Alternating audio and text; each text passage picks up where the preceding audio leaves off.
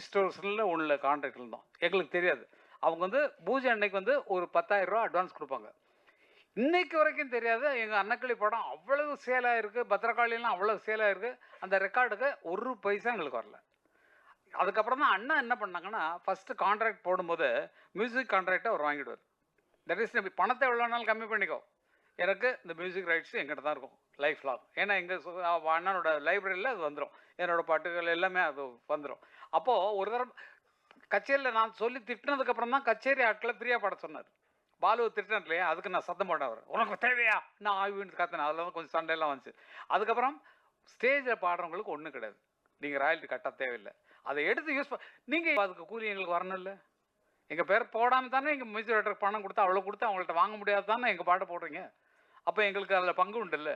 எங்களுக்கு கொடுத்துருக்கணும் இல்லை. எங்கள்கிட்ட பெர்மிஷன் வாங்க. பெர்மிஷன் கேட்டால் ஃப்ரீ அண்ணன் கொடுத்துருவார். இப்போ கேட்காம போட்டுறதுலாம் அவருக்கு கோவம் வர்றது காரணம். எங்கிட்ட கேட்கல. எங்கிட்ட